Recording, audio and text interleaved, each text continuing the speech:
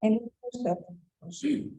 Fue la primera directora de educación del Oceanographic de Valencia y la responsable de los programas educativos y de conservación del Parc de les Aus, un zoo especializado junto a la ciudad de Barcelona.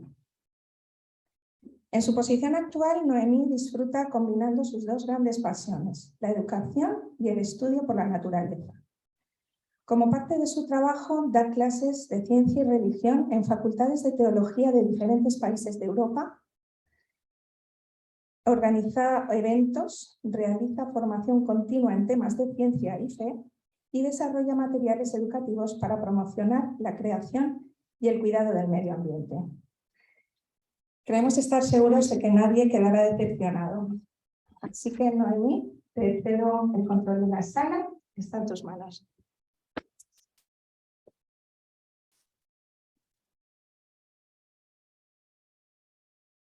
Bueno. Es un placer estar con vosotros en esta mañana para hablar de un tema que me gusta especialmente y que pues se corresponde a la pregunta, el título de este tema, ¿evolución o creación? Esta pregunta podría ser una pregunta puramente científica. Cuando los científicos observamos la naturaleza, observamos lo que tenemos a nuestro alrededor, tendemos a hacernos preguntas, tenemos esa curiosidad innata. ¿Vale? Pensaba que tenía... Bueno, si no está funcionando mi propio micro, usaremos este. Bueno, como os estaba diciendo, cuando los científicos observamos lo que tenemos a nuestro alrededor, esa curiosidad innata que tenemos nos hace plantearnos preguntas. Y por esa mentalidad científica que tenemos, intentamos responder esas preguntas de una manera determinada. Eso es lo que diferencia un poco al científico del resto de las profesiones o de las formas de buscar el conocimiento, y es que lo hacemos de una manera determinada. Intentamos encontrar las respuestas a esas preguntas utilizando la observación, la experimentación, los modelos, los datos. Pues eso es lo que vamos a intentar hacer hoy, en esta mañana, aquí con vosotros. Como os decía, cuando yo observo la naturaleza como zoóloga y veo la cantidad de animales distintos que podemos encontrar en las diferentes partes del mundo y los observo, y veo que encontramos que hay animales que son pues muy parecidos unos a otros, aunque estén en distintos lugares, otros animales que son diferentes, que son de muchos tipos. Uno se plantea, bueno, ¿de dónde ha salido todo esto? ¿Siempre han sido iguales que ahora? ¿Los animales a lo largo de la historia han sido siempre iguales? Y nos podemos plantear también, ¿es algo que se ha hecho solo? ¿Que ha surgido? ¿O ha habido alguien que ha estado diseñando los colores de la cola de un pavo real? ¿O el cuello de una jirafa? ¿O todas las distintas variedades de animales que encontramos en el mundo?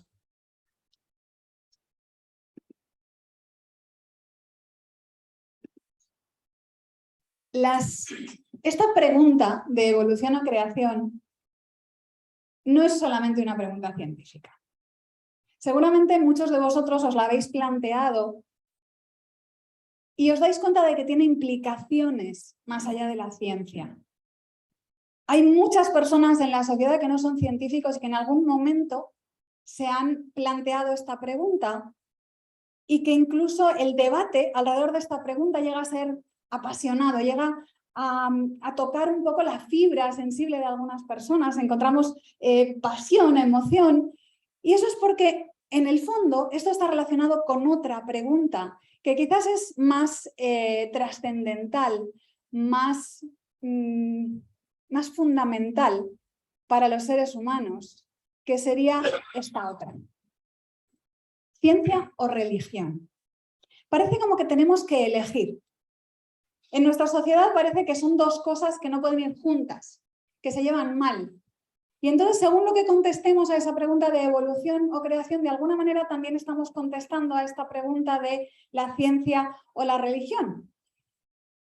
Bueno, al final de la charla volveremos a esta cuestión y veremos cómo se relacionan las dos cosas y si realmente tenemos que escoger entre ciencia o religión, pero de momento nos vamos a concentrar en la pregunta que nos ocupa y antes de intentar contestarla me gustaría que aclarásemos un poco los términos, que veamos de qué estamos hablando, que demos algunas definiciones. Quiero empezar por la creación. La palabra creación tiene varios significados. Si habláis con diferentes personas, seguro que os dicen, hay personas que creen en la creación, pero tiene distintos significados para las diferentes personas. Bueno, yo quiero compartir con vosotros que lo que vamos a hablar hoy en esta charla, para mí el concepto de creación se refiere a lo que conocemos como creación bíblica, ¿vale? Es la historia que nos cuenta la Biblia sobre cómo se originó la vida en la tierra. Para los que no estéis muy familiarizados con el manejo de la Biblia, esta historia es muy fácil de encontrar porque se encuentra justo al principio de la Biblia. Entonces, si abrimos la Biblia por la primera página, nos encontramos con la historia de la creación. Si utilizáis una Biblia electrónica, pues simplemente tenéis que buscar el primer libro de la Biblia, que es el Génesis, y en el primer capítulo, porque la Biblia está dividida en secciones que se llaman capítulos, en el número 1 nos encontramos con la historia de la creación. Y en esa historia lo que nos encontramos es una secuencia, un patrón, de lo que Dios va haciendo en una semana. Durante 6 días, Dios va creando los diferentes elementos que finalmente darán el conjunto del planeta y la vida en el planeta. Entonces encontramos, por ejemplo, que el primer día Dios va a crear la luz, que el segundo día va a crear la atmósfera. Y así sucesivamente vamos viendo los distintos elementos hasta que en el día sexto, en el sexto día de la semana, Dios va a crear los animales terrestres, va a crear también a las personas y ahí termina la creación y el último día de la semana lo dedican a disfrutar, a descansar, el creador con sus criaturas, con todo lo que ha hecho, a disfrutar de ello. Bueno, pues para mí cuando hablemos de creación, en el contexto de la charla de hoy, estamos hablando de esta historia. La palabra evolución también tiene varios significados. Y nosotros nos vamos a referir hoy concretamente a la evolución biológica. A veces utilizamos la palabra evolución en el lenguaje cotidiano simplemente para hablar de cambio. Y hablamos de la evolución de los teléfonos móviles, de cómo los primeros eran unos cacharros enormes y ahora pues son cosas muy chiquititas que llevamos en el bolsillo. Entonces esos cambios a lo largo de la historia de los teléfonos móviles serían la evolución.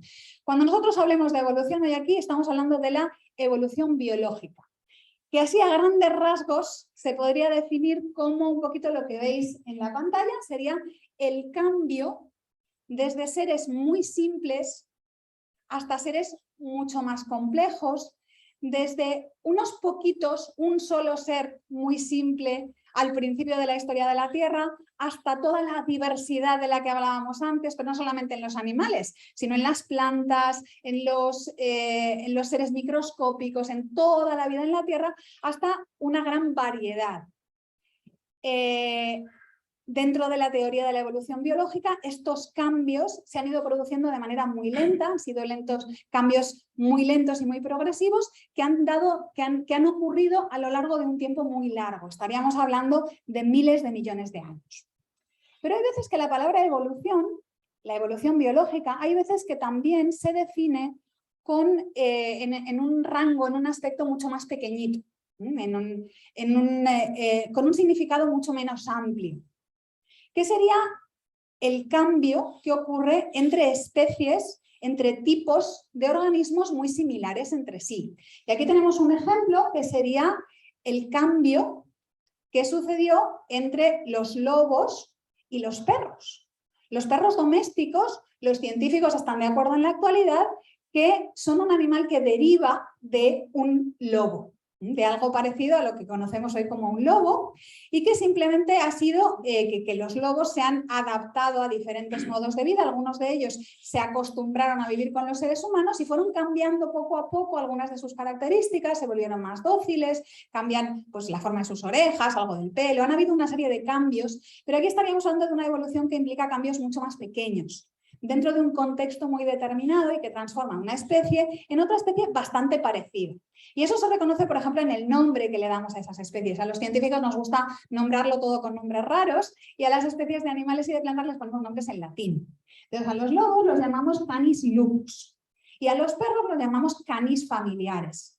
Fijaros que tienen el mismo, digamos, la primera parte del nombre, que sería como el apellido nuestro, es el mismo, porque son muy parecidos. Y la segunda parte pues, es la que nos diría un poco pues eso, que existen diferencias en la forma de vida y en el aspecto de unos y de otros. Bueno, pues quiero que recordéis que evolución puede tener esos dos significados. Cambios muy grandes que han convertido bacterias en personas a lo largo de un periodo largo de tiempo, o simplemente el cambio que puede haber entre organismos bastante parecidos, entre ellos como sería este caso. Muy bien. Pues ahora que ya tenemos claro un poquito de qué estamos hablando, que ya nos hemos puesto de acuerdo en las definiciones de los conceptos de los que estamos hablando, me gustaría que empecemos a intentar contestar a nuestra pregunta de evolución o creación, y el primer criterio que quiero que utilicemos no es un criterio demasiado científico, no es un criterio demasiado objetivo, es simplemente la intuición. ¿Qué sensación nos da? Cuando pensamos en el debate entre evolución o creación, ¿qué es lo que nos surge? ¿Qué es lo primero que nos viene a la cabeza? Bueno, hay personas que, como la historia de la creación se encuentra en la Biblia, consideran que no es demasiado fiable porque les da la sensación de que la Biblia no es una buena fuente de información histórica o científica. Bueno, de la parte histórica, de la fiabilidad de la Biblia en cuanto a la información histórica se hablará en otro tema de esta misma serie de conferencias. Dentro de unas semanas vais a tener el placer de escuchar a una profesional de la arqueología que os va a contar cosas muy interesantes sobre este tema, pero yo voy a hablar un poquito hoy de la otra parte, ¿no? De por qué a veces nos da la sensación de que la Biblia no nos da informaciones demasiado precisas, o de que no nos podemos fiar de la Biblia cuando nos habla de lo que pasó en una cuestión científica. Bueno, yo creo que a veces es porque nos da la sensación de que lo que nos cuenta la Biblia es demasiado bonito. A veces nos parece como que es casi un cuento de hadas.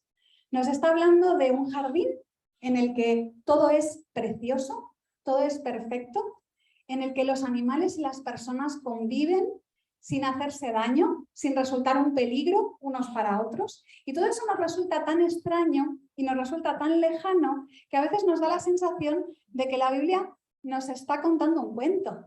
Se parece un poco a Blancanieves con sus pajaritos.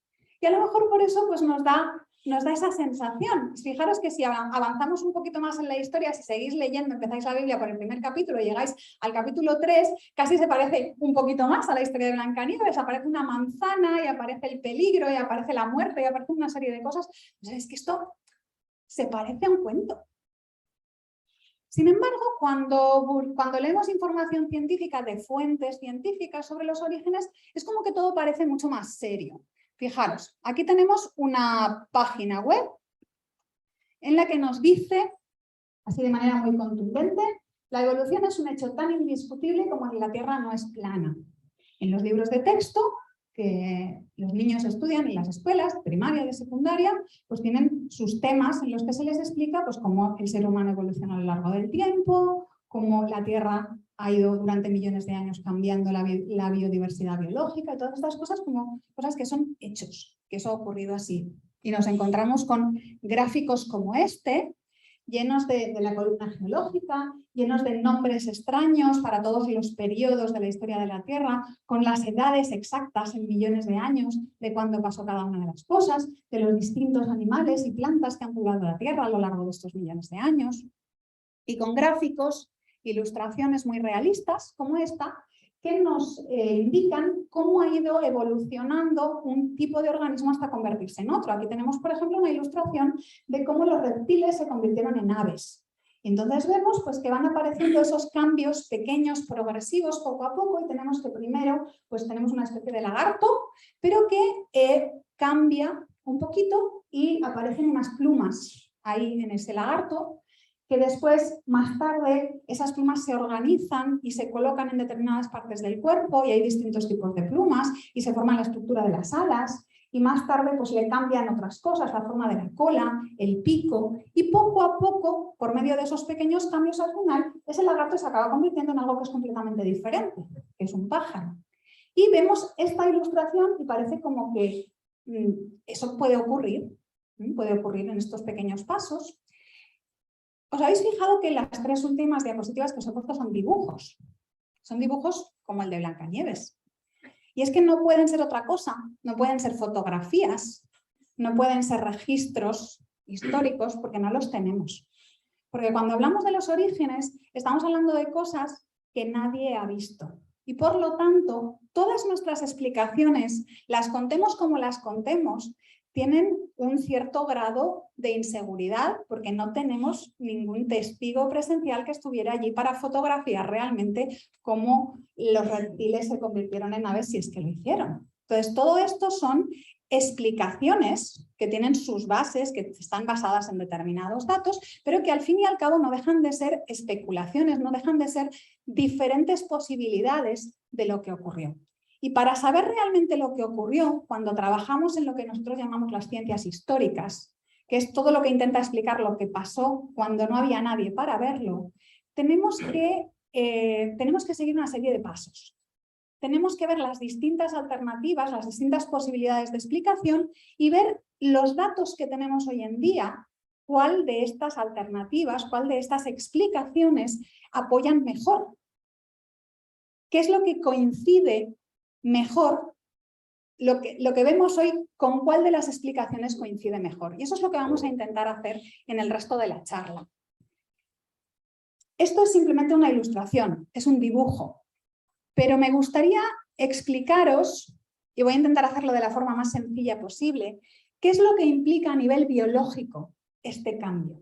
Ese proceso de convertir a un reptil en un ave, que aquí lo vemos dibujado y parece muy fácil, ¿qué es lo que significa? ¿Qué procesos biológicos tienen que ocurrir para que realmente un reptil se pueda convertir en un pájaro? Y para que podamos entender esto tenemos que hablar un poquito de algunas cosas que seguro que os suenan, como por ejemplo el ADN. Seguro que todos habéis oído hablar del ADN. Bueno, el ADN es una molécula muy alargada que contiene la información genética. Está dentro de todas nuestras células, en todas las células de nuestro cuerpo. En el núcleo de las células tenemos una copia de todo nuestro ADN que tiene esa forma que veis ahí en la ilustración. Es una especie de escalera de caracol y los escalones de esa escalera de caracol son 4 tipos de moléculas químicas distintas, ¿vale? Que no tenemos por qué recordar. Ahí tenéis incluso la forma que tiene cada una de esas moléculas. Pero eso no hace falta que lo recordemos, simplemente saber que el ADN está formado es una cadena muy larga que está formado por 4 tipos de piezas. Tenemos 4 tipos de piezas distintos que se van uniendo uno a otro formando una cadena muy larga. Y lo importante del ADN es que es un plano, es una especie de plano para construir un organismo. En el ADN de una persona está toda la información que hace falta para construir a esa persona.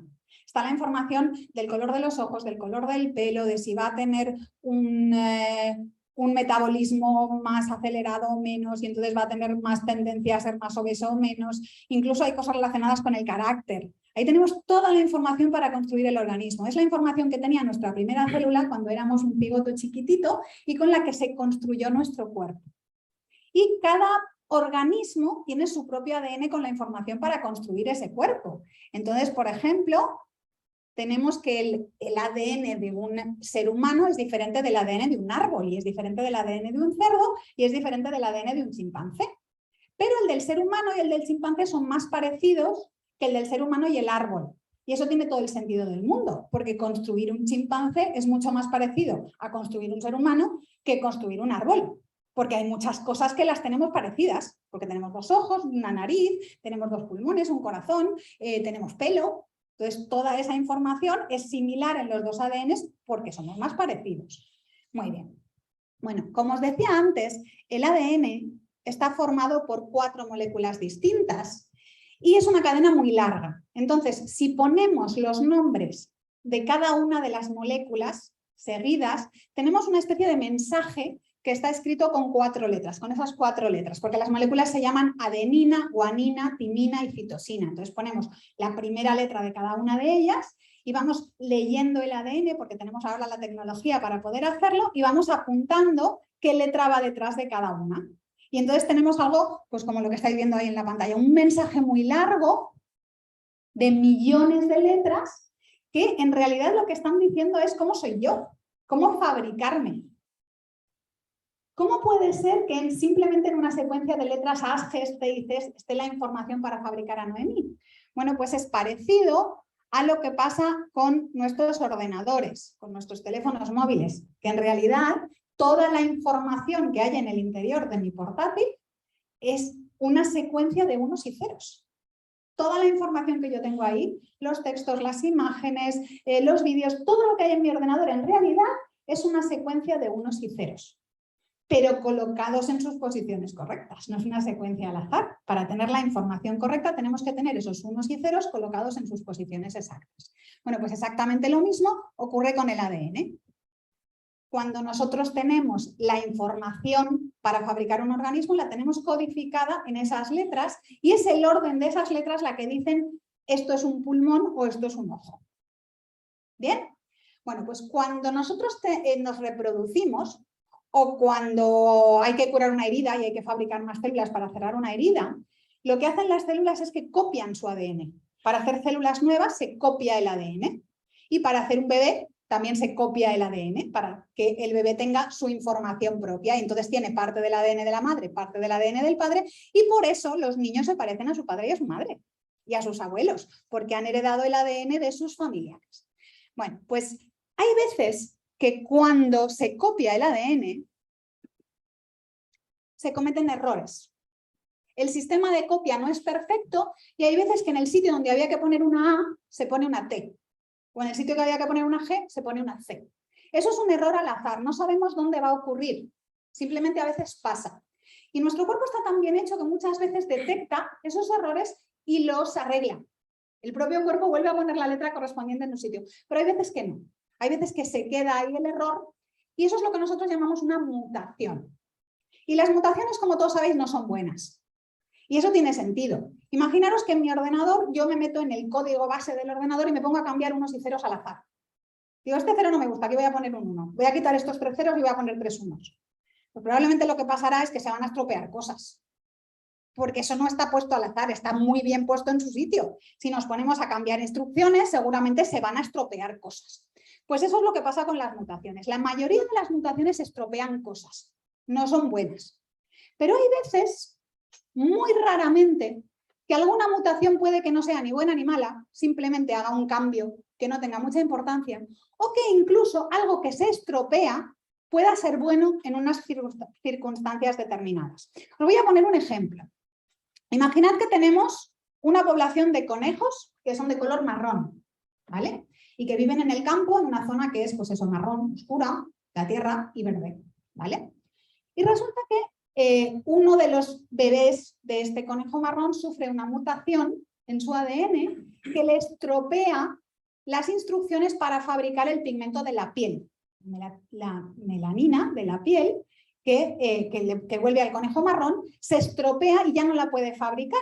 Y ahora ese bebé va a ser blanco, porque no puede fabricar el color oscuro de la piel. Esto es malo, ¿vale? Es malo porque ese conejo va a destacar mucho en el sitio donde vive y seguramente pues el primer zorro que pase por allí lo va a encontrar, se lo va a comer y lo va a matar, se lo va a comer y se acabó el color blanco. Pero resulta que si coincide que ese conejo blanco aparece en la población en el mismo momento, por casualidad, que hay un cambio ambiental, que toda la zona se vuelve más fría, que se queda nevada, ¿vale? Que nieva y todo el paisaje ahora es blanco alrededor, en ese momento ese conejo, aunque tiene algo estropeado, tiene una ventaja, porque se camufla mejor que los conejos marrones. Ahora el resto de los conejos marrones van a ser más fáciles de localizar por los depredadores, van a morir antes y seguramente este conejo va a sobrevivir más y va a tener la oportunidad de tener más hijos. Y entonces a lo mejor la población de conejos marrones ahora acaba siendo de conejos blancos. ¿Se entiende? Bueno, pues eso es a lo que se llama normalmente en biología selección natural. Y vamos a poner ahora otro ejemplo. La selección natural es el proceso por el cual algunos organismos, por algunas características que tienen, sobreviven más y se reproducen más que otros. Y la población va cambiando. Por ejemplo, aquí cambiaría el color. Vamos a poner otro ejemplo exactamente de lo mismo para que nos quede claro. ¿Vale? Aquí tenemos una población de escarabajos que tienen distintos colores. Y tenemos ahí un camaleón que localiza, ve mejor a los que tienen los colores que destacan más y sin embargo a los que son del verde de la hoja no los ve. Entonces se come a los que se ven mejor y los otros sobreviven. Si los camaleones se llegan a comer a todos los que son de otros colores, al final la población acabará siendo solo de un color. Y habrá cambiado, habrá habido un cambio. Teníamos una población con muchos colores y ahora tenemos una población que solo tiene escarabajos verdes. Eso es a lo que llamamos la selección natural. Y según la teoría de la evolución, son precisamente estos dos procesos biológicos, la mutación y la selección natural, los que hacen posible este cambio que veíamos antes, los que pueden acabar convirtiendo a un reptil en un pájaro. La mutación iría produciendo pequeños cambios en los hijos del reptil, por casualidad, y algunos de estos cambios serían buenos y la selección natural destruiría a los organismos que tienen las características peores y aquellos que son mejores serían los que tendrían más hijos y así la población poco a poco iría cambiando. Nuevas mutaciones irían añadiendo nuevos cambios y al cabo del tiempo podríamos llegar a tener una población que antes era de reptiles, al cabo de mucho tiempo, de millones de años, al final acabaríamos teniendo una población de pájaros. ¿Qué problema tiene esta explicación? Bueno, esto es lo que nosotros llamamos normalmente una extrapolación. Escoger una cosa que hemos observado en la naturaleza, porque el tema este de los conejos y de los lobos, de los zorros se ha observado en la naturaleza, en otras especies, esos pequeños cambios de color, esos pequeños cambios de tamaño, esos pequeños cambios que pueden convertir a un perro, a un lobo en un perro o similar, eso se ha observado en la naturaleza. Eso lo hemos transformado en algo muchísimo más grande. Hemos dicho que esos pequeños cambios, esos que producen un cambio en el color de un animal, son equivalentes a un cambio que produzca algo nuevo como una pluma. Ese reptil del principio no tiene ninguna pluma y el segundo de la lista ya tiene plumas. Bueno, si nos fijamos en el ADN de un reptil que no tiene información para fabricar plumas, para que ese reptil aprenda a fabricar plumas, no tenemos que cambiarle una letra o dos. El cambio que hace falta para fabricar una sola pluma es de muchos cientos, incluso miles de letras de ADN colocados en posiciones precisas. Porque una pluma es una obra de ingeniería. Si alguna vez tenéis la oportunidad de mirar una pluma con una lupa, o podéis buscar en internet cómo es una pluma es una maravilla. Tiene unos ganchitos que van encajando unas partes de la pluma con otra para que no se suelten. Tiene una forma muy específica para que sea aerodinámica y sirva para volar. No es una cosa que se pueda fabricar por casualidad con un pequeño cambio al azar. Hace falta añadirle a ese lagarto cientos de letras en su posición adecuada para fabricar la primera pluma. Y lo mismo para fabricar los distintos tipos de plumas. Y lo mismo para ponerlos en su sitio. Y lo mismo para cambiarle la estructura de los huesos, porque resulta que los huesos de las aves y los de los reptiles son completamente distintos. Los huesos de las aves son huecos por dentro para que pesen menos. Los pulmones de un pájaro son completamente distintos de los de los reptiles. Tienen una serie de sacos de aire alrededor para disminuir la densidad del pájaro y que pueda volar mejor. Y todo eso hay que fabricarlo por errores, con pequeños cambios. Eso no ocurre. Para cada una de esas características que tiene un pájaro y que lo hace diferente de un reptil, hacen falta cientos o miles de letras colocados en posiciones precisas. Para que lo entendamos más fácilmente, vamos a ponerlo con un ejemplo tecnológico que probablemente nos resulta más cotidiano que los reptiles y las aves, porque como somos en nuestra sociedad somos bastante más de ciudad que de observación de pájaros. Os voy a poner un vídeo. Esto es una fábrica automatizada de coches, ¿vale? Este va a ser nuestro reptil. Y esta fábrica tiene un ordenador central donde está toda la información que sería el ADN para fabricar coches que funcionan, ¿vale? Y esas máquinas que están controladas por ese ordenador central van poniendo las piezas en su sitio para fabricar coches que funcionan, que serían nuestro reptil, nuestro lagarto que funciona perfectamente, se fabricaría con las instrucciones de ese ordenador central. Resulta que un día entra un virus en el ordenador central. Un virus que lo único que hace es cambiar unos y ceros de sitio, al azar. Cojo este 1 y lo quito, pongo un 0 aquí.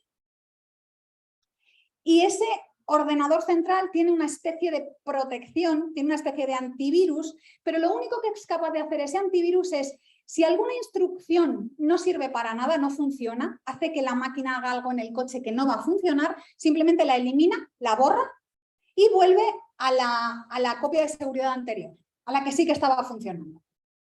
Bueno, pues si dejamos ese virus, que lo único que hace es cambiar unos y ceros al azar en el ordenador, durante mucho tiempo funcionando, durante meses, durante muchísimo tiempo, y al final volvemos a la fábrica, resulta que nos encontramos que ahora la fábrica, en lugar de estar fabricando coches, está fabricando aviones. Ahora la fábrica automatizada está fabricando aviones. Y esos aviones funcionan y vuelan. Si yo os contara esta historia, si yo os dijera, yo conozco una fábrica de coches que un día le entró un virus en el ordenador y después de varios meses que iba cambiando unos y ceros al azar, la fábrica terminó fabricando aviones que volaban. ¿Me creeríais? ¿Alguno de vosotros se creería esa historia?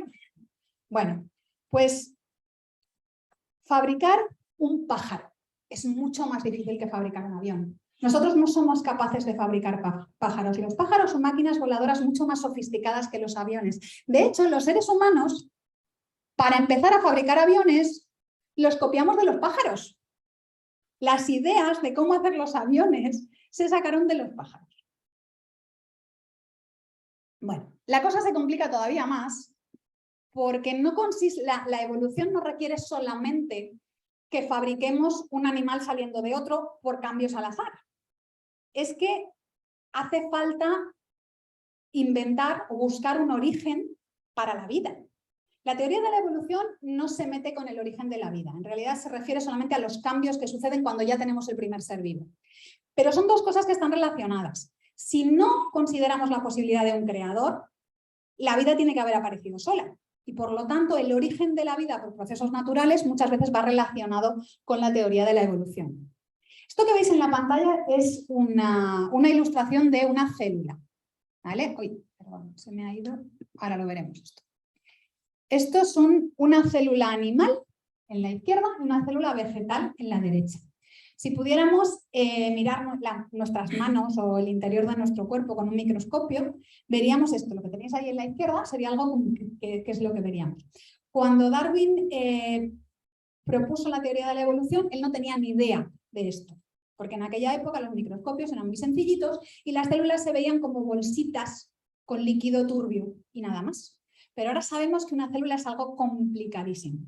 Es algo mucho más complejo que la fábrica de coches que veíamos antes. Hay científicos que lo comparan a una ciudad. Vamos a ver ahora imágenes reales de microscopio de cómo es una célula. Esto es una célula, un organismo unicelular, y esos pelitos que tiene alrededor que le sirven para moverse son motores. Son como si fueran los motores de una barca que se mueven a cientos de revoluciones por minuto. Ahora nos vamos a meter dentro de la célula. Esto ya no son imágenes reales, esto es una animación, pero esto es lo que pasa realmente dentro de una célula. Una célula tiene compartimentos, tiene cadenas de producción y de montaje en el que se van fabricando las cosas que necesita la célula y son cadenas de montaje y de producción muchísimo más eficientes que las humanas porque no producen ningún tipo de residuo. La célula utiliza los materiales, los reutiliza, algo de residuos sí que se produce, por eso tenemos que excretar algunas cosas del cuerpo, pero muchísimo menos de lo que se produce en otros lugares. Aquí tenemos, por ejemplo, un proceso de digestión en el que se está rompiendo algo que nos hemos comido y hay que hacerlo más pequeño y tenemos una máquina especial que rompe el alimento en trozos más pequeños. Eso está ocurriendo en nuestras células continuamente. Hay miles de máquinas moleculares en el interior de nuestras células y cada una de nuestras células donde están todas esas cosas es más pequeña que la 10ª parte de la cabeza de un alfiler. ¿Vale? Estamos hablando de algo microscópico y muy sofisticado. Y esto hay que fabricarlo. Las células más sencillas que conocemos, que son las bacterias, ya tienen estas máquinas. Todas estas máquinas las encontramos incluso en el ser vivo más sencillo y sin ellas no hay vida, no se puede sobrevivir. Y si esto hay que fabricarlo a partir de algo que no está vivo, de sustancias químicas que estuvieran por ahí en una charca, en un mar antiguo, nos encontramos con un problema. Un problema que los científicos llaman la abiogénesis. Abiogénesis es el proceso de fabricar vida de algo que no está vivo. Y actualmente es uno de los problemas más graves que tienen los científicos, una de las dificultades más grandes que tiene la ciencia actual. Os voy a enseñar un artículo del New York Times, bueno, en realidad es un dibujo, del New York Times en una reseña que se hizo sobre un congreso de 2011 sobre abiogénesis. Fue un congreso científico en el que se reunieron especialistas en bioquímica, en organismos microscópicos, incluso científicos de la NASA que buscan vida extraterrestre, todos los especialistas del mundo en todos los campos que tienen que ver con esto del origen de la vida, se juntaron y el New York Times, en su artículo, puso esta ilustración, ¿vale?, sobre ese congreso, en el que vemos un proyector y en la pantalla tenemos un oso polar, un extraterrestre, un pulpo, mostrando que hay muchas teorías distintas sobre el origen de la vida. Que si la vida se originó en el mar, si la vida vino del espacio, que si la vida se originó en el hielo, que si la vida se originó en arcillas de una charca caliente, que esa es la primera propuesta de Darwin. Hay muchísimas teorías sobre el origen de la vida. ¿Qué significa eso? Que no lo sabemos. Los científicos hoy en día no hemos encontrado ninguna explicación plausible para fabricar la primera célula. No somos ni siquiera capaces de hacerlo con toda la tecnología actual en un laboratorio. No podemos, ni siquiera teniendo todos los componentes, fabricar una célula viva. Ni siquiera teniendo una célula muerta, con todas las máquinas ahí, somos capaces de volverla a poner en marcha.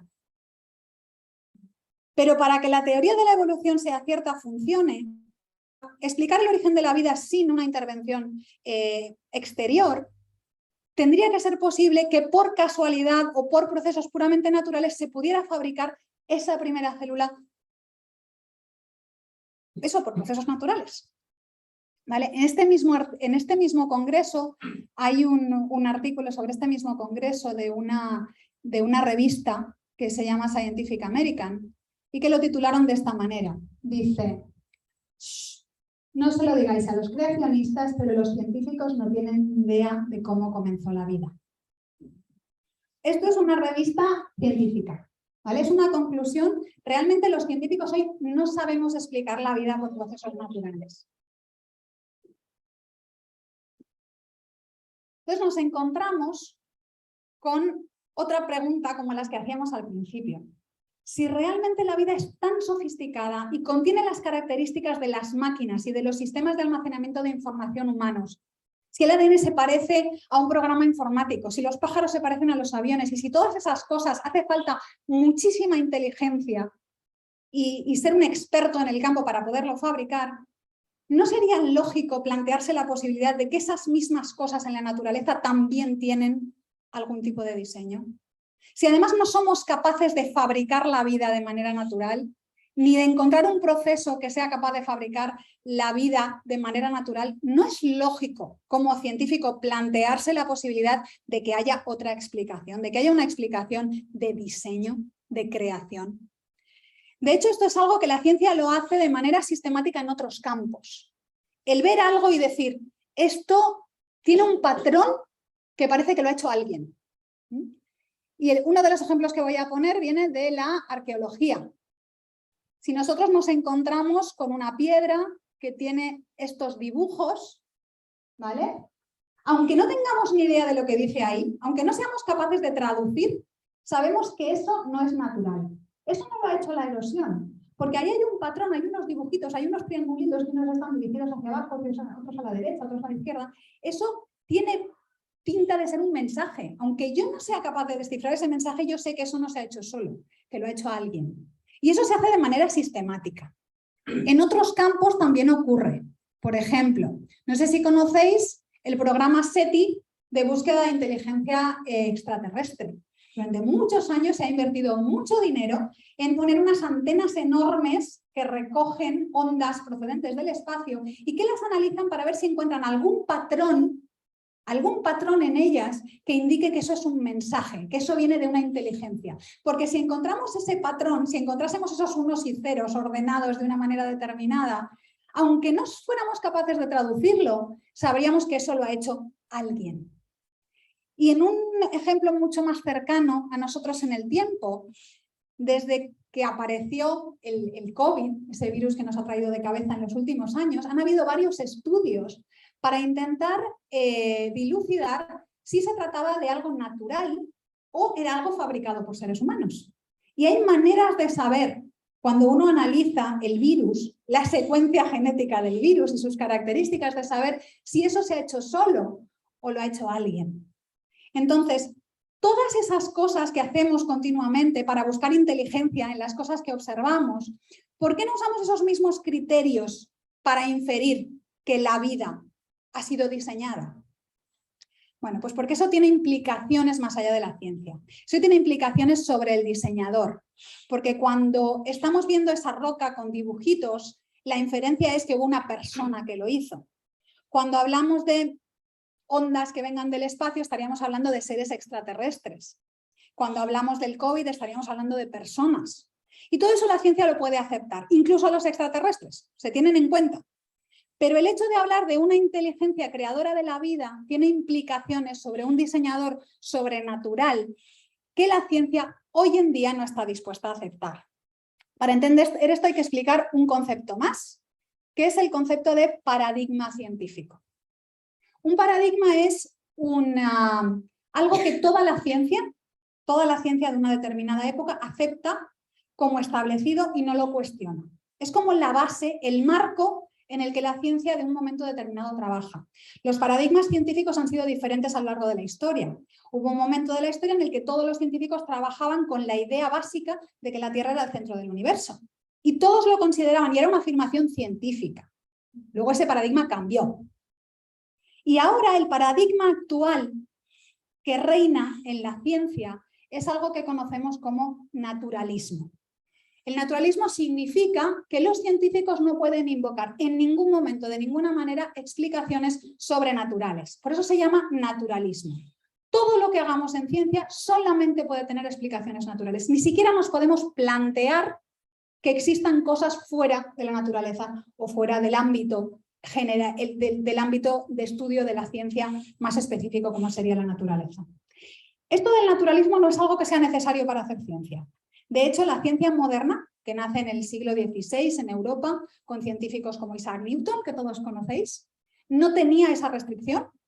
Esos primeros científicos que inventaron la ciencia moderna eran creyentes.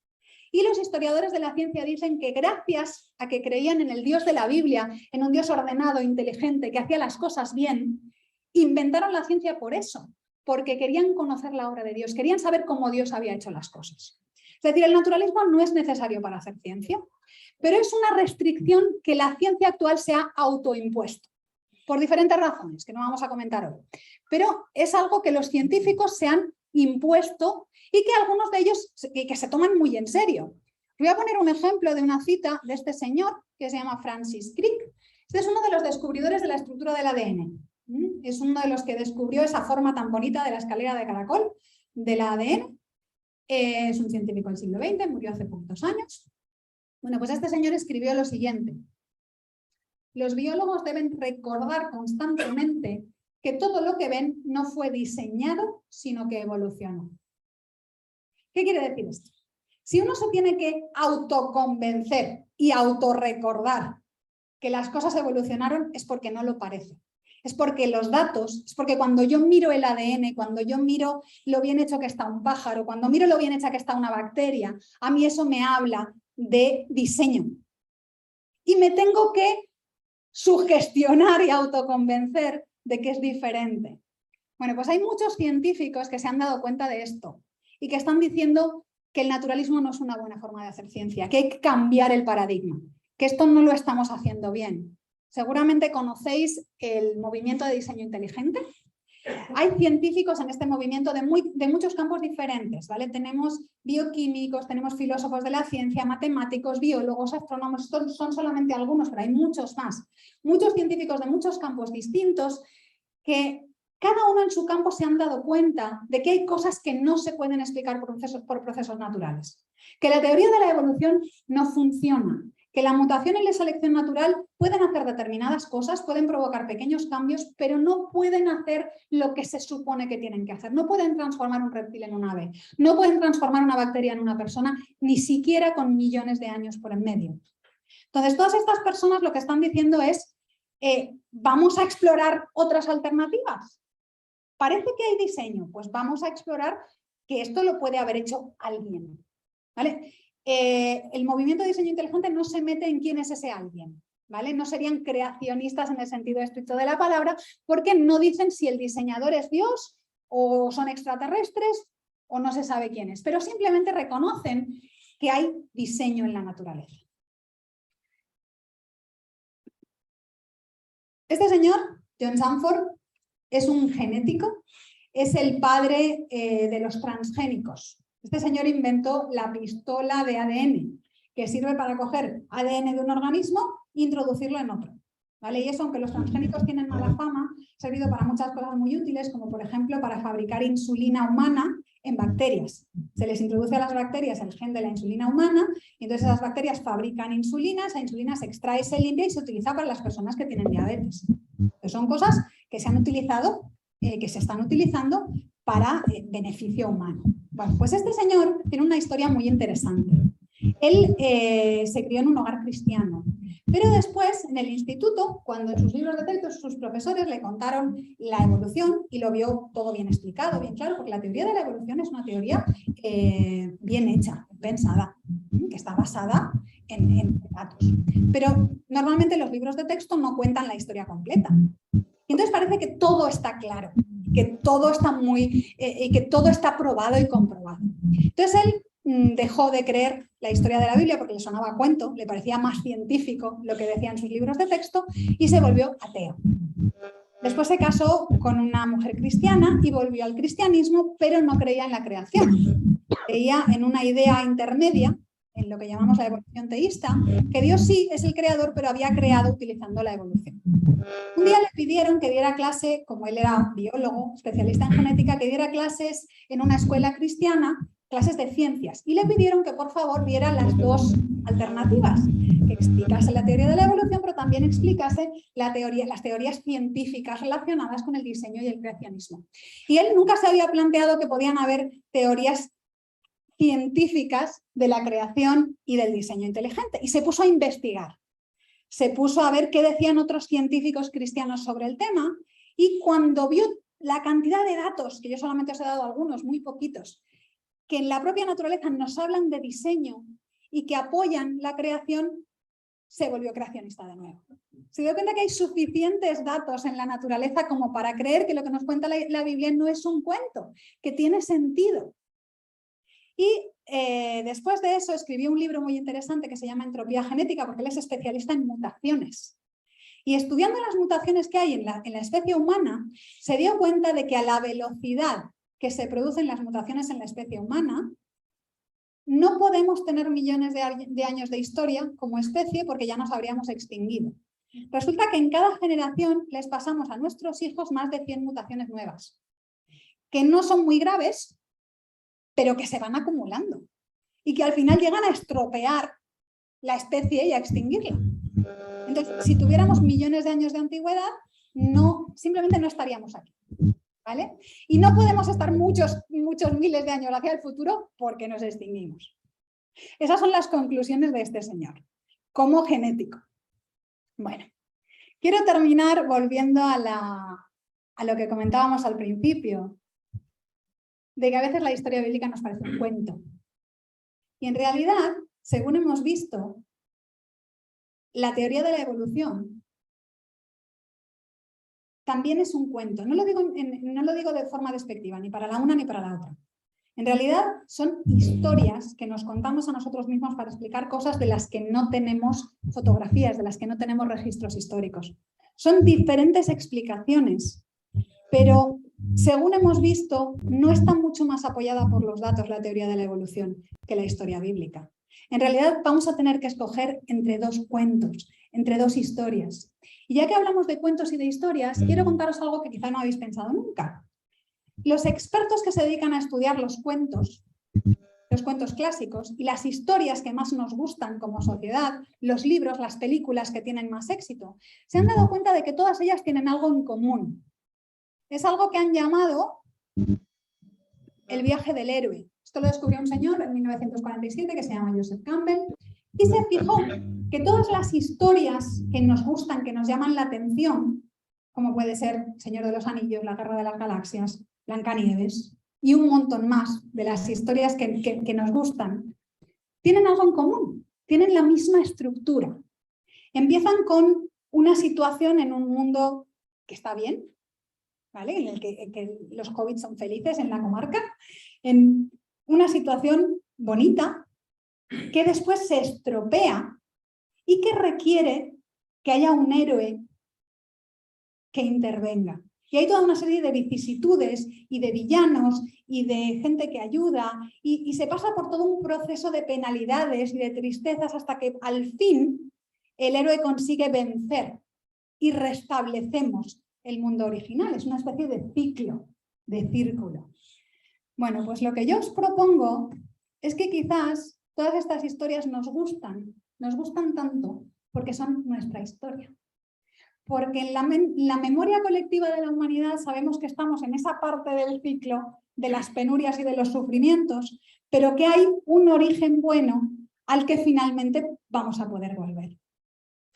Esto es simplemente una idea que os quería dejar, que quizás la historia de la creación no es un cuento del origen, sino quizás es el origen de todos los cuentos. Os lo dejo ahí para que lo penséis. Y vamos a concluir con, yo os quiero dar mi propia respuesta a la pregunta del tema de hoy, ¿evolución o creación? Bueno, pues yo diría que las dos cosas. Yo creo que Dios creó la vida en la Tierra en 6 días, como cuenta la Biblia. Para mí tiene mucho sentido desde el punto de vista científico, porque el orden en el que aparecen los elementos es exactamente el mismo que alguien que intenta diseñar un ecosistema hoy lo haría. Lo primero que Dios pone es la luz, y es que sin luz no puede haber vida en la Tierra. Toda la vida en la Tierra necesita de la luz, ¿vale? Y después tenemos el aire, lo mismo, ¿vale? La luz, el aire, la separación entre agua y tierra para que tengamos los dos tipos de ecosistemas, el de las plantas y los animales terrestres, el de las plantas y los animales acuáticos. Y ya después, en la primera parte de la Semana de la Creación, Dios se dedica a preparar el ambiente, el ecosistema. Y después ya es cuando le añade los componentes a cada una de las partes. En los 2 últimos días es cuando añade los animales. Todo eso tiene mucho sentido. Que primero ponga el sol y enseguida a las plantas enseguida les da el sol para que puedan hacer la fotosíntesis, porque sin fotosíntesis no tenemos la cadena de construcción de la vida que necesitamos. Los animales y las personas están al final, porque necesitan de todo lo demás para poder vivir. No podemos ponerlos al principio si no tenemos comida, si no tenemos aire, si no tenemos luz. Esto es algo que creo que se explorará más adelante, la próxima semana. Pero, como os digo, yo creo en la creación bíblica en 6 días, pero también creo que hubo evolución en el segundo sentido del que hablábamos antes. Yo no creo que Dios creara todos los animales que vemos hoy, todas las variedades y todos los tipos. Yo creo que Dios lo que hizo son unos tipos específicos de animales que después se han diversificado, se han adaptado en distintos ambientes, como podría ser el caso de los cánidos. Decíamos antes que los perros proceden de los lobos, eso lo sabemos, pero seguramente hay muchos otros cánidos, como los coyotes, por ejemplo, los dingos, los zorros quizás, que a lo mejor todos proceden de un animal original, lobo, perro, no sabemos cómo llamarlo, que Dios creó, y que luego se ha diversificado. No hay ningún problema por ese tipo de cambio. No sabemos exactamente cuántos tipos de animales hizo Dios. Sabemos que hizo variedad de animales, porque nos lo dice el Génesis, pero podemos intentar adivinar quiénes eran algunos de esos grupos, analizando su ADN. Los que son más parecidos entre ellos quizás proceden de un ancestro común original, como podría ser el lobo original de los cánidos, o como podría ser, por ejemplo, el grupo de los osos, que todos ellos procedan de un oso original que Dios creó. En algunos otros grupos incluso tenemos pistas genéticas porque tenemos híbridos. Hay especies que normalmente no se reproducen entre ellos, pero a veces sí lo hacen. Esto es un hijo de un tigre y un león. Como veis, tiene características de los dos. Y eso nos dice que son suficientemente parecidos, su ADN es suficientemente parecido como para que pensemos que a lo mejor proceden de un animal original que después pues, ha cambiado un poquito por esos procesos de mutación, ha cambiado un poquito, pero sigue siendo el mismo tipo de animal. Sigue siendo un felino con una serie de características que no le han salido alas. Otro ejemplo. Esto es un cruce entre un burro y una cebra. Entonces ahí tenemos los burros, las cebras, los caballos, que probablemente forman parte de uno de los grupos originales. Así que, para mí la respuesta sería creación primero y evolución. Unos pocos cambios dentro de los grupos que creó Dios que han ocurrido posteriormente. ¿Qué pasa con la segunda pregunta, la que os decía al principio que es más importante? ¿Ciencia o religión? Seguramente muchos de vosotros os habéis planteado alguna vez esta pregunta. ¿Tengo que escoger? ¿Tengo que escoger entre creer en Dios? Porque muchos crecemos creyendo en Dios, pero luego parece como que si crees en Dios es que no eres una persona científica, no eres una persona con estudios, no eres una persona que piensa. Bueno, pues eso no es así. ¿Vale? Quiero deciros, mi respuesta para esta pregunta es que no tienes que escoger. No tienes que escoger entre la ciencia o la religión. Mi respuesta es ciencia y religión. Porque la Biblia nos presenta un Dios inteligente, ordenado, que hizo las leyes del universo, que hizo las leyes de la vida, que inventó el ADN y que hizo al ser humano curioso e inteligente también para que investigara el mundo. Y lo último con lo que os quiero dejar hoy es que un consejo. Y es que no dejes que nadie te diga lo que pasó, que nadie te convenza de una de las alternativas sin investigarlo por ti mismo. Ni yo, no me creas a mí, ni tampoco a los libros de texto. Investiga, lee, escucha a los expertos, pero de las distintas opiniones. Explora las distintas alternativas y decide por ti mismo según los datos. Eso es lo que hace un verdadero científico.